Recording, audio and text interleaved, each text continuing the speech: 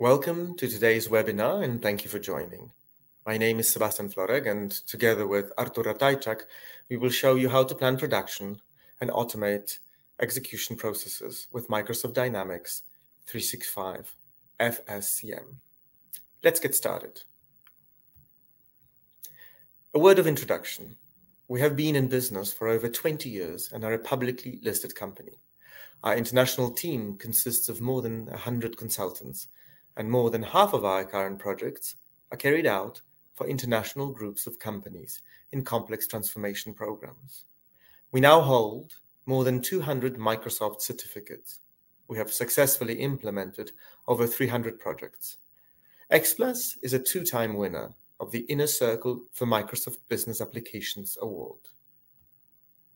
Out of hundreds of Microsoft Dynamics 365 FSCM functionalities, here are 10 that address our customers' most important needs and give them a competitive advantage. Working according to different manufacturing strategies for different products. A few of these include custom configuration, custom assembly, manufacturing to stock, and manufacturing to order. Using push and/or pull production mechanisms, optimization of production planning, forecasting and scheduling, simultaneous planning of materials and production resources, use of available to promise and capable to promise quantities, management and monitoring of real-time execution of production orders, charges, control of work in progress and actual production costs, tracking of material and resource costs, including the use of machines or employees, reporting of deviations of the actual costs from the standard costs. Technology management, use of production routes, including simple, parallel, and complex networks of operations, assigning requirements to operations on the basis of which the system selects available production resources with appropriate capabilities, organizing the plant into logical production units, wholes, departments, machine groups.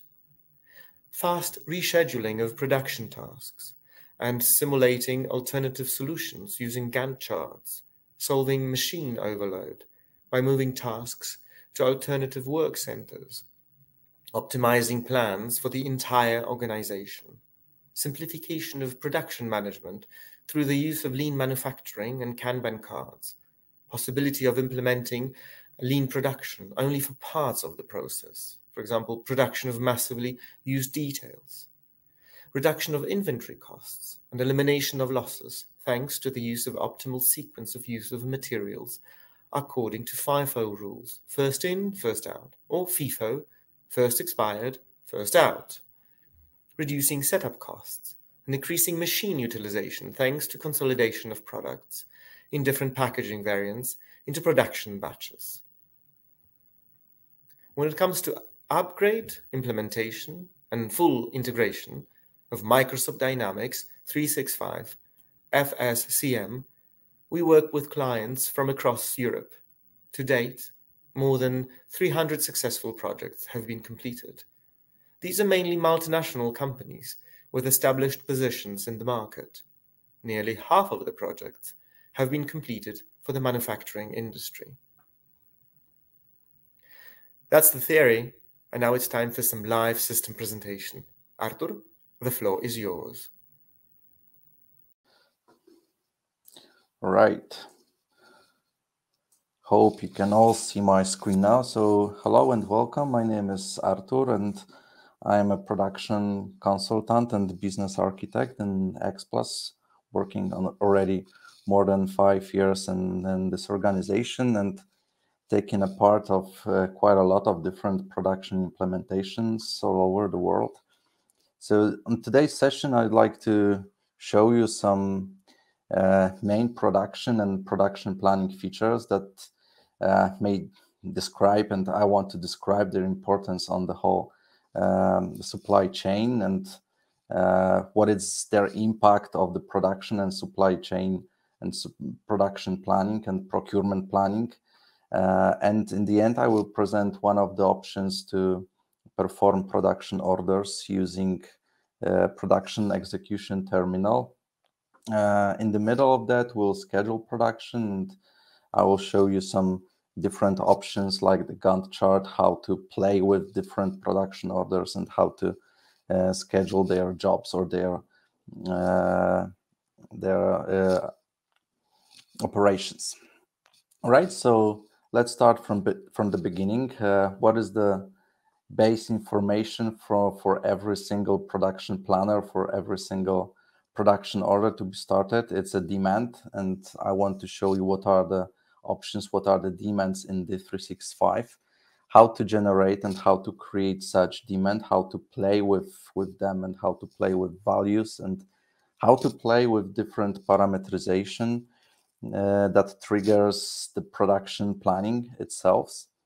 In the end, I want to tell you something more about the planning optimization, which is a new tool and new functionality discovered by Microsoft last year that may decrease the master planning, the MRP time from few hours to few minutes, and will improve and help you to shorter the lead time for the sales order and in general to cover your demands.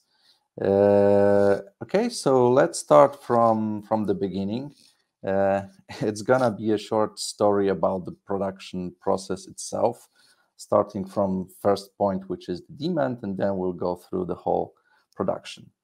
I prepared one example for you, which is the production part, of course, and every single production part needs to have its own bill of materials, which are the components or the raw mats that we need to purchase or we need to produce as a semi-finished product. So this is my structure with few elements. Not all of them will be needed for this production from the picking list perspective, because I will not consume all of them. It happens in the production process. I'm sure you're aware of it.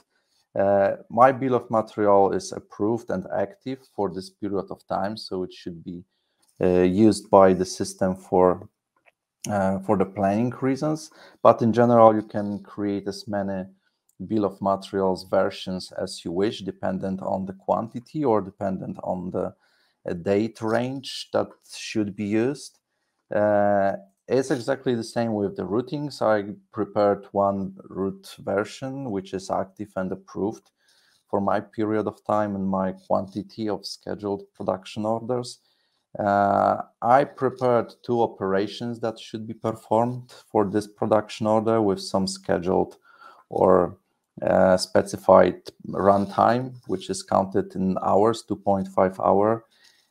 Each operation has some other parameterization and some other requirements that I will discuss and I will point out on the production level later on. Yep.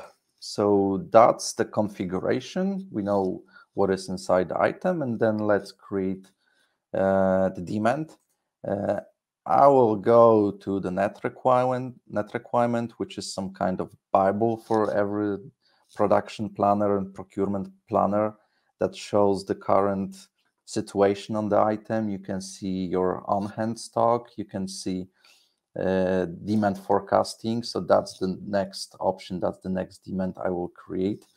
In the meantime, you can see what are the production orders already scheduled. You can see your sales order, which is the first demand I'm creating.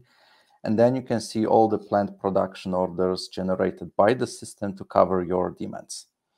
So let's go to my sales order. You can see it's already 35.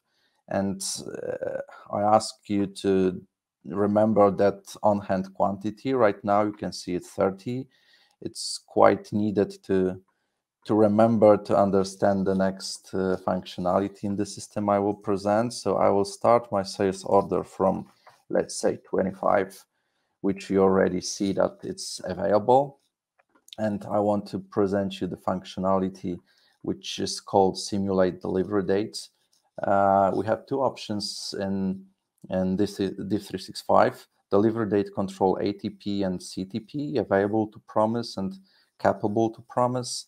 The first one will look into on-hand stock of my finished good product or my product that is placed on the sales order line. And we'll look into on hand, and if it's not available, then we'll look into next coming deliveries. For purchase order, it will be the or purchase item, it will be the purchase order delivery date. For production part, it would be production order delivery date or the end date of my production order. CTP will look into my item a bit deeper. It's used mainly for production part, and it doesn't look only on the on hand or next receives for that item, but also into bill of material and the routing. So if it's not available and you don't have any production order scheduled for next coming days or weeks, it will look into your raw materials or semi-finished good product as a bill of material lines and or their availability. If they are not available, system will look into the purchase lead time of such items or production lead time for semi-finished products. In case of routing, system will look into availability and capacity of your requirements, of your resources that are needed to be used for that production, for that operations. So it's more advanced functionality than ATP, and looking into production possibilities very, very deeply. Right, so I will simulate my delivery date. You can see requested date is to date. So my client would like to get my or his component already today, which means as soon as possible. You can see I have transport date 1 day, which means I can confirm the ship date for tomorrow. It's also due to some other parameterization, which is the issue term on the coverage groups. I will tell about the coverage groups later on. So I can confirm it's gonna be shipped on 19 and delivered on 21 due to the weekend, which is coming soon, and the Sunday is blocked in the calendar. So it's 2 days, in fact, for the delivery. So anyway, I can confirm my shipments as soon as possible. But if I increase my sales order, I want to sell to my client 35, you can see the changes that is automatically done on my item, so that simulate delivery days has been automatically turned on for the line. I will go into details of the ATP functionality to see the information, and on the nice graph you can see your on-hand stock, how it's gonna be built for in the next coming weeks. So on the 1st March you would achieve your goal, so you will have at least 35 on hand, and that blue line is your demand, your sales order for 35. So you would be able to cover that demand on the 1st of March. If you increase your sales order, for example, to 42 or 43, system will change the confirmed delivery date to at least 8th of March. So let's check that 45. And we would see it's already 10th of March. So there is the automatic verification of the possibilities, and system will always reconfirm it using also the calendar and the shipment calendar to your client, which can be assigned to the customer, and the production planning calendar. So this is from the first perspective, from the demand perspective, and the first tool, the first functionality, which helps you to work with your production plan, in fact. So let's leave that 45 as a sales order. The second demand that we can create is forecast. And there are different ways of working with forecasting. The first one is to create it manually on the item level. So I can easily go into special form in the system, create new, and add the new line as a forecast demand for the future. And you can work with the forecast on a different levels or different, let's say, structures. You can connect the forecast demand to customer account. So you specify that this particular account is forecasting such value or such quantity of the item for the next days, next weeks. And then it will be, if you receive the sales order from that particular customer account, it will be reduced. The forecast will be reduced, but if it's another customer, will not reduce the forecast. It's another functionality in the system helping to plan your production, plan your procurement in a correct way, that we can reduce the forecasting per customer or not, or per other reduction keys like item allocation key as well. So you can specify your forecasting not only per customer and item, but also per item allocation key, which is some kind of group of the products that will allow you to forecasting that group instead of one product. So if you have many products which are very similar and you're not able to forecast them with a longer period of time for next coming months, but you can only say that some items from this group will be sold to my client, then you can use that item allocation key, connect different items to it, and specify the percentage of users of such item in the item allocation key, and then system will use some breakdown, and in the end will allocate requested quantity from that forecasted value to each single item. And of course, you should specify the date that you forecast, you predict to sell that to your customer, and the quantity. For this presentation, you can see I've already prepared some forecasted value for my item. So from the net requirements, from the suggestion, this demand forecasted quantities are shown. You can see it's presented only till the end of April, which is also one of the parameterization that drives this information. It's a time fence for planning. I've specified only 90 days ahead, so I don't want to take into account anything which is outside that 3 months period of time for the planning reasons. Okay, so that was the first option, working with the forecasting. The second option is to import your forecast from the files, which is also possible. We have the special functionality called data management in the system, and the only thing we need to do is to generate or create template in an Excel file with specified number of columns, and you need to fulfill the file and just using very simple option import that information into the system. That's the second option. And the third option is to generate a statistical baseline forecast, how it's called in D365. And for that, we are using demand forecasting parameters, and we have two different options to play with that value. In general, both options are based on historical demand, which is most crucial for the system to specify or to predict future demand. So we can copy our existing or use the historical demand to copy that into future demand in the system as a one-to-one, so exact copy. Or we can use another option, Azure Machine Learning, which is some other functionality from the Microsoft group that you can use different parameterization and different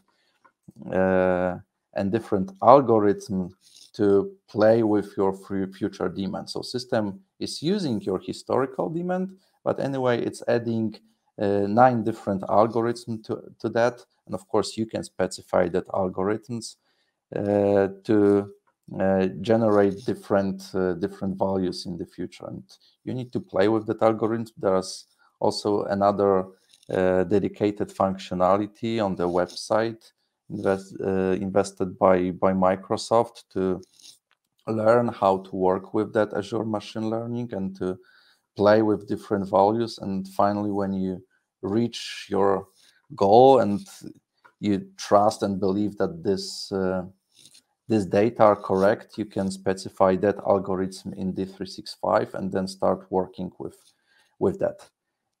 For your historical demand, you can use also different transactions in the system. So it's not only the sales order that needs to be included, but also production line, which is the demand coming from the BOM lines or any transaction done or transfer orders done in the system. In that place, you can see your item allocation key, which means that you can generate or specify different parameterization per different item allocation key. So my item is inside the T products item allocation key, and I use that strategy copy over historical demand. But some other group of products can work on a different strategy and different algorithm from Azure Machine Learning. So it is possible, which is very good. And in the end, when you already specified your algorithms and parameterization, we go into generate statistical baseline forecast option, specify historical horizon. So you can use the previous months to use as a historical demand and then copy it into next historical forecast horizon period with forecast buckets. So I want to predict the next 6 months of this year as a demand. But of course, you can use in your historical horizon also different years. So it doesn't have to be always the previous months from this or the previous year, but you can use even 2012 or 2018 if you have such transactions. And that's very important point, because when you start implementation, you don't have any transaction in the system, which is obvious. But in D365, there is the separate table that you can import the data with your historical sales. And it's very simple form. So you have an item code, you can have your customer and the quantity and month, and just import it into the system. And then generating your statistical baseline forecast system will have that old transaction and have already the base to generate your demand. And once we click OK, I will not do it now because it will take just 1 or 2 minutes. System will generate your adjusted demand forecast with suggestions coming from that old historical transaction. Each single line, you can see I have 3 lines in my item allocation key. Each line have its own details, so you can go into details, check that historical demand, which is the actual sales or actual transactions, versus your historical forecast. If you already forecasted that period of time, you could present the forecast accuracy that system can show already, which is the difference between forecasted and demand values. You can see the graph of your forecast right now. So right now, this is the historical demand and my forecasted values. You can see some differences between that. It's because I've already adjusted it manually, so it's also possible just to type any value you wish. So if you know there's already some campaign done by the marketing or the sales department in the future, in June, you can increase your sales, because of course system didn't know about it because just used historical demand. So you can increase, you can decrease each item and each period of time, and after that you should just authorize adjusted demand forecast. And this functionality also based on the system user roles, so you can add the permission to use the authorizing forecasting only to some specified group of people, the sales manager that should verify that values, and after approving, these values will be already visible and seen by the master planning and production planning, of course. So this is the second demand that will build our production plans, and the third demand is the safety stock. You can specify your safety stock not only for the site or warehouse, but also for location. It depends on the parameterization on the item code you have. So in my case, I specify the safety stock as a demand, and additionally, I want to mention about the seasonality, as this is quite usual option in the production organization, that there are seasonalities, and you should work with your on-hand stock and work with your inventory management in a seasonality. So instead of changing the minimum stock every time there is a new season high or low, you can work with the minimum key, which is also called seasonality keys. And we have the special field called factor. So you can specify the factor which will just use my 15 safety stock times 1.5 or 15 times 2. So it will always be based on my standard minimum stock for this item.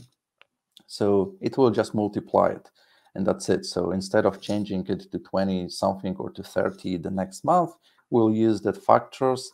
You can use that minimum maximum key to very unlimited group of products, and that's changing the factor. It will be changed automatically for all that products. We can see how it would work from that min max. So that would be your minimum stock in that case if you work with factors and seasonality keys. And the next parameter, which is extremely important for all production planners, is the coverage groups. And we can have 4 different coverage codes, coverage groups. The first one is the manual. In that case, system will not suggest any purchase, any transfer, any production orders for an item. And the planner for that will, or is in charge to create the requirement and the orders and replenish it to manually. It's very often used for some packaging materials that are not the part of the bill of materials, so you need to manage the stock manually based on information from the warehouse. Then we have the requirement option, which creates a planned purchase, planned transfer, planned production per requirement for an item. Then we have an option for min-max stock. It contains a replenishment of inventory up to certain level of the product when the predicted on hand is below a threshold. So if you're below the minimum, system will generate the suggestion to fulfill it to the maximum, to fulfill the stock to maximum. And the last one is the period one. It's, I would say, the most often used coverage code in at least procurement, but also production side. Then we are using that coverage period, and system will use that period as a number of days from the master planning time. So if I run the master planning today, I will count my 7 days requirement and give just one suggestion to cover that 7 days of requirements of the demands. So if I specify 14, system will count the next 14 days and also give me just one suggestion to cover that time. You should play with that coverage groups, mainly period, very carefully, and it depends on the item, how to use it, depends on the lead time of the purchase lead time for the raw mats, depends on the value of the item and your inventory strategy if you want to build your stocks. Depends on the carriers that carries that item. So if you want to purchase once a month or due to some limitation of your vendor, or you want to purchase it once a day even using some other carriers, and it's worth to purchase such often, then you should play with that coverage periods, as I said, very, very carefully. Okay, so this is more from the configuration. So we've already created 3 different demands. We have our demand forecast, we have our sales order, and we have our safety stock. And based on that, system will generate you planned production order to cover all of them. Of course, in the meantime, system will take some other parameterization, but I will not go very deeply into them, like minimum batch size, minimum order quantity for production orders. That will also trigger that planned production. So it should not be, I don't know, 1 or 3 pieces, but at least 10, which is the minimum order quantity for the production. Okay, so that's the demand, and then system is trying to cover, and then we have two options, which is of planning, which is long-term planning and the short-term planning. From the long-term planning perspective, there are some options, mainly to work with the list of planned production orders and then just use some different filters on planned production orders. We can decide or specify, should it be firmed or should it be, or should we leave it as it is due to some other limitation in the organization. In the long-term planning, we can also verify capacity requirement statistics or item required statistics. From the capacity required statistics, we can use that functionality, for example, to predict your future demand for your resources. So if you need to hire some additional people to your organization, or maybe invest in some machines as resources, you may already base on some master plans that are also using the forecasting, and per resource or resource group using different periods, you can easily see what are the requirements for your exact resources for the next coming month or years, dependent on the budgeting or the forecasting, and that time fences how long you are planning your forecasting ahead. That's the one option, and the other option is the item requirement statistics that could be used as a forecasting the vendors for the vendors. So it works exactly the same. You can use the vendor account and then the item number connected or specified to this vendor as a default one. So in case if you want to see per vendor what are the items that you should forecast them for the next coming month, and I want to see it monthly, then it's very easy to see requirement or required quantities per different item for that particular vendor. You can easily export that information into Excel file, and then based on it, just send it to your vendors. This is the perfect tool to work with the vendors' requirements. All right, so that's the long-term planning, but I will focus on the short-term planning, and I will use the Gantt chart and other functionalities that I will present, but let's start from the production orders. And just one remark, there is a huge difference between planned production orders and production orders. And as long as we keep the planned production orders, system will always validate it, and system will control the dates and will control the quantities of the planned production order. So if our demand will be changed, so if someone will decrease or increase sales order, or if someone will decrease the forecast demand or do anything else in the system will see that information and will play with your planned production order, will change the date, will change the quantity of planned production order. But if you firm the planned production order, which means if you trust the suggestion and you confirm that, yes, I want to produce that particular item in the suggested time with that quantity, and I firm it, that planned production order will become already the production order itself with status scheduled.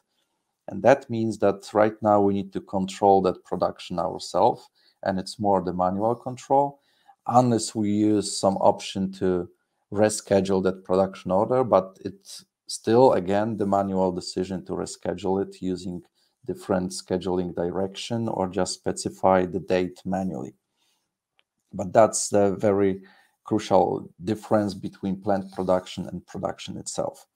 So let's predict that I use the planned production orders and firm both of them. One has been scheduled already for 4th of March, and the second one for 28th of February. It's the same item, but different dates. It was different demands for it. So each production order has already scheduled the jobs, and we can see the resource that has been scheduled to for both operation. And that's the time I wanted to tell you something more about the resources. In my case, let me open the first one or the second one and the routing, maybe operation 20. There are different options to specify our resource requirements using the requirement types. So it's not the only option to specify particular machine or HR resource in the requirement of the operation on the routing, but we can use resource group. So we can specify that we need any drilling machine from this group of machines to be scheduled for this order. We don't need to specify exact one. So this is the resource group. There's the resource, of course, and capability. So we can say that we need any resource from this resource group with such capabilities that can drill within that length or something like that. So different options, different resource types, skills, courses, certificates, and titles. Everything can be defined on the resource, and we can tell the system that you need to meet all that requirements to schedule the resource for this item on this level. Right, so based on that information, system has already assigned one of the resource to operation 20 and one of the resource to my operation 10, and it's, I believe, for both operation, yeah, it's even different resource, which is good. I'll be able to present different options on the Gantt chart. Few words about the production order itself. We have different statuses, and the statuses of production are quite important. When we create production order, it gets the status created and nothing is happening on that production order. Then we need to estimate it, and the system will break down the structure of the bill of materials. If there is any phantom item inside, it will break it down as well. System will estimate then the requirement for the items, will estimate the costs of the item coming from the routings and the bombs and values of the items in the bombs. Then we should schedule our production order, and it's automatically scheduled once we firm planned production order. But if we do it manually, we need to manually schedule it.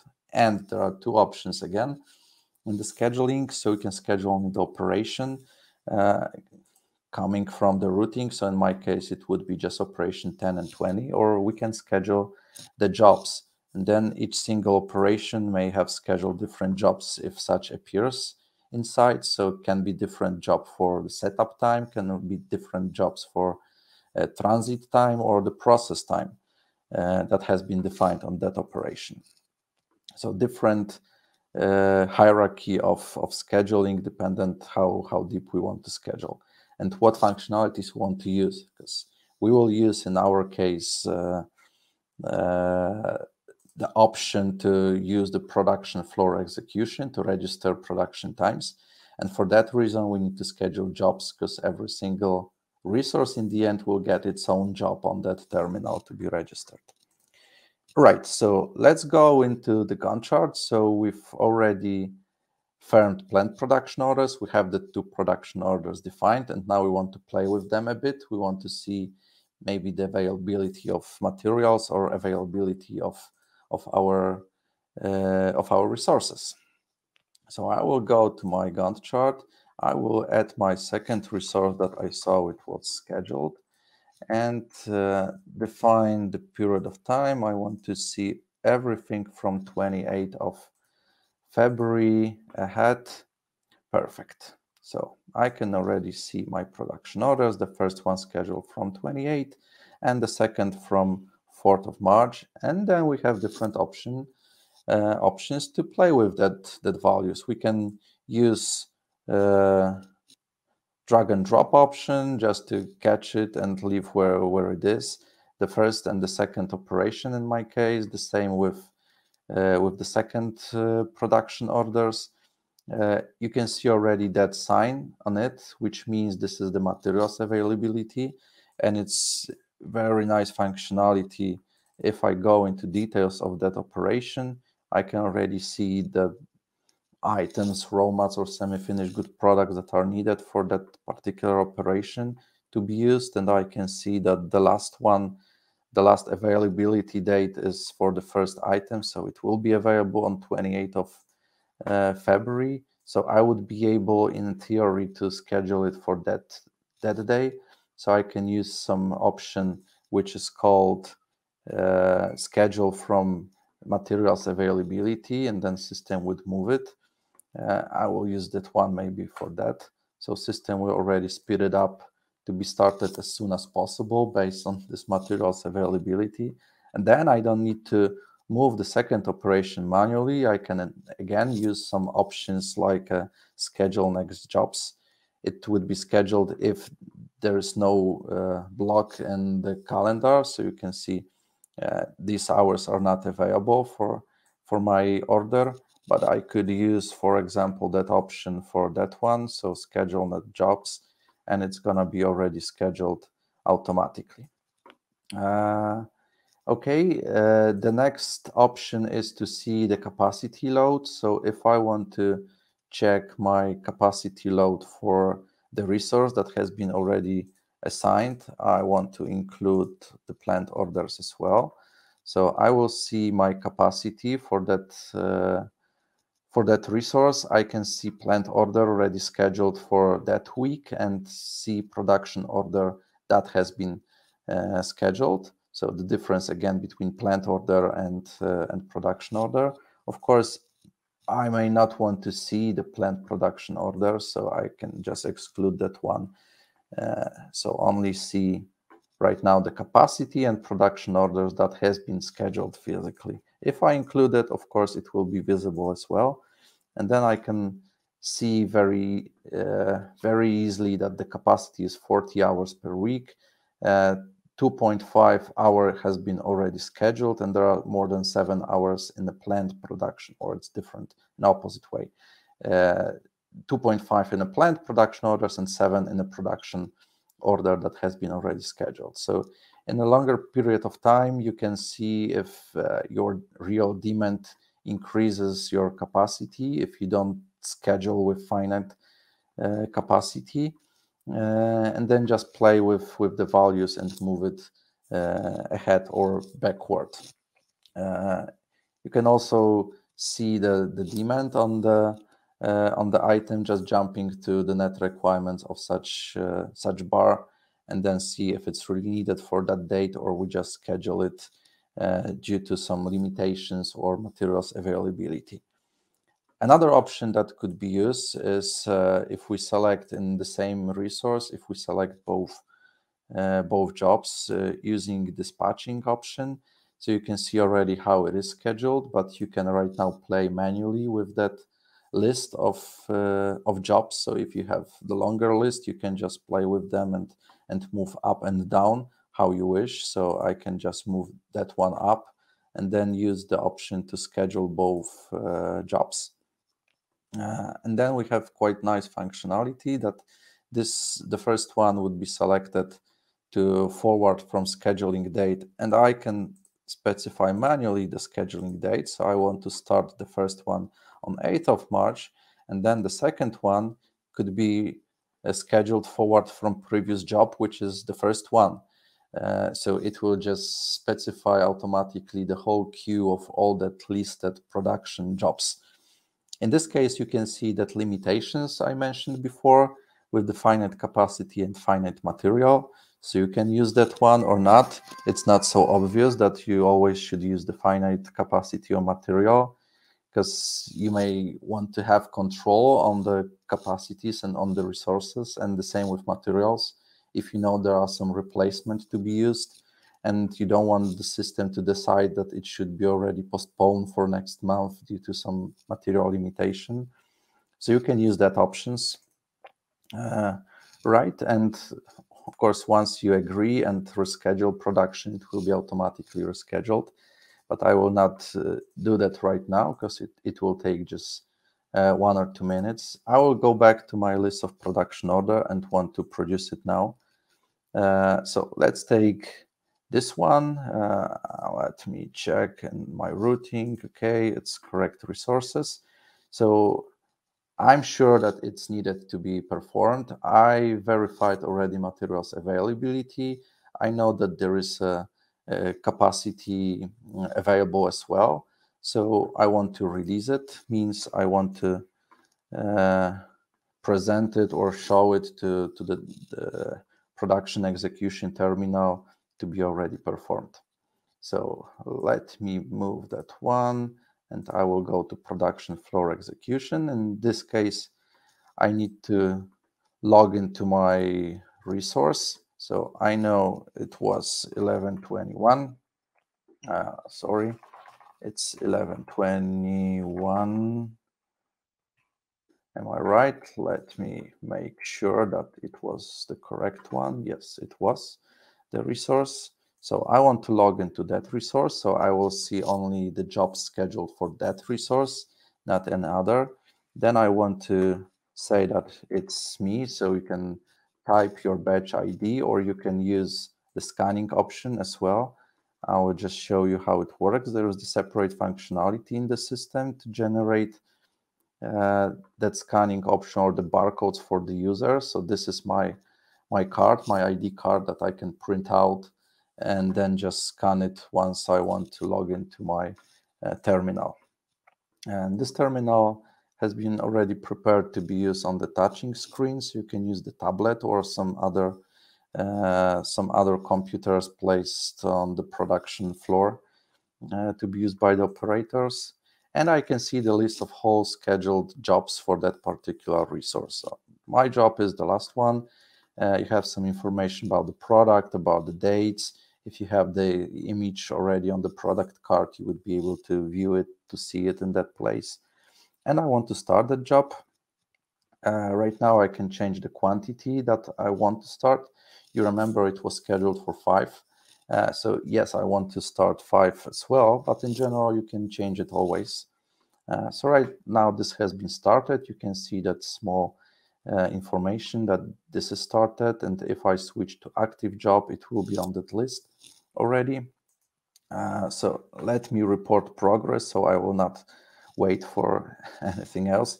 And at the same time, you can report the scrap, so it's not so obvious that you always report 5 good quantities. You can report 1 scrap, for example, but I will, of course, use the 5 one. The 5 correct goods, then I don't want to leave it in progress, so I will not work on that order anymore. I will not stop it because I don't want to just stop the job and come back to it after, I don't know, lunch break or tomorrow, or to be continued by someone else. It just completed. No one will never come back to this production order. So it's 5. In the meantime, you can see the picking lists already pop up automatically on the screen. I already mentioned about it on the beginning that it's not all the items needed to be picked for that production orders, due to some others where, let's say, packing materials, only those 2 are critical to be consumed. In that case, you can always change the consumption. You can always add some items to be consumed if you know that you had to use something else to that production orders. But I will just post that pick list for that order, and then we'll switch to the next operation. I will change my company meeting account, so I'll go to all jobs and leave, log out. Perfect. And now I know I should change my resource. So I'm already another operator working not on that assembly resource, but on the packing one. So I need to change it to, it was pack EK001.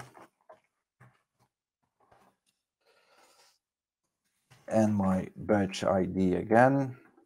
And I can already see that 1 job scheduled from my production order, again for 5. In that case, there is another functionality called instructions. So you can present to your user different instructions or just notes that should be read or not. So there is the possibility to make it mandatory to confirm I read that information, I read that note, or I read that that file with instruction or certificate or anything that you should be aware of. Okay, so I open and close, and I will start my job again, which is the second job.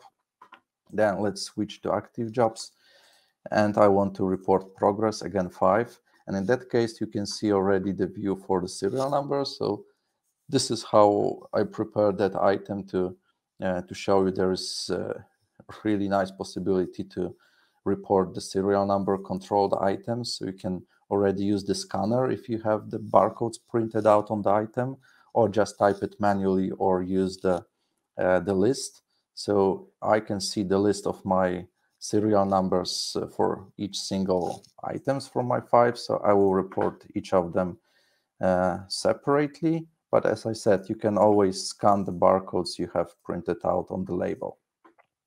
So all 5 has been right now registered, and I want to complete and report progress. And in the same time, system will or should change my status of the production order. It was released. Right now, it's already reported as finished. Report remaining has been changed to 0, which means we've produced all five items. We can verify from the journals that there is a report as finished journal with 5 lines, which are every single serial number inside. We have the job cards for our registration created, and we have the pick list journal with our 2 lines posted from the pick list perspective. From the all jobs perspective, we can see, from the view progress, we can see the progress of our production order. So for each operation, we've reported 5 good quantities. It took just 0.0 hour, but it's only due to that presentation. Normally it takes as much time as it's needed for the physical production. In the meantime, the parameterization was prepared for the first operation to generate also the quality orders, but we don't have time to go into it very deeply. You can just specify your production orders and each single operation with the quality orders to be generated automatically per operation or per production order. And you can specify that you cannot move to another operation inside the routing without that quality order to be performed and to be accepted. So we can also keep that quality of the finished good products in the system. Right, and in the end, I wanted to tell something more about planning optimization. That's what I already mentioned before, and that functionality enables master planning calculation to occur outside Div 365 and related SQL database. How it works, in the normal life, you receive your order, and then you have some time till the next planning will run. Sometimes it's in the midnight, sometimes it's during the next weekend. It depends on the volume of the items that should be run. Very often it's hundreds of thousands or even millions transactions to be run, so it takes 10 or 12 hours even. That's why it's run during the weekends. Then you have that planning run, and you can do the follow-up of your plans, and your supply lead time is right now booked and calculated. So very often it's quite long time between receive an order and to start working with that from the system perspective. And with the planning optimization, you shorten that time only to a few minutes. So you receive an order, then you have your planning optimization run, and you can already do your follow-up on the plan. So what are the goals? And in fact of it, you can improve your planning performance through a shorter runtime. You can reduce the impact of the other processes during the master planning run, doing it during the same day.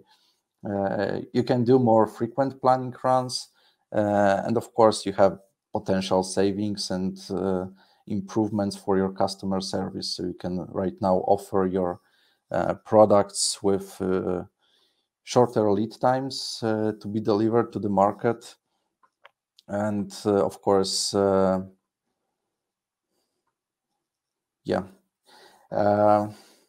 right, so I believe that should be all. It's already 1 hour left for our presentation. If you have any questions to us to the presentation, you want to know something more, or get the deeper knowledge from the production or production planning itself, you can always use our website, xplusglobal.com, and just send a message to us, and we'll try to answer as soon as possible. Thanks so much and see you next time.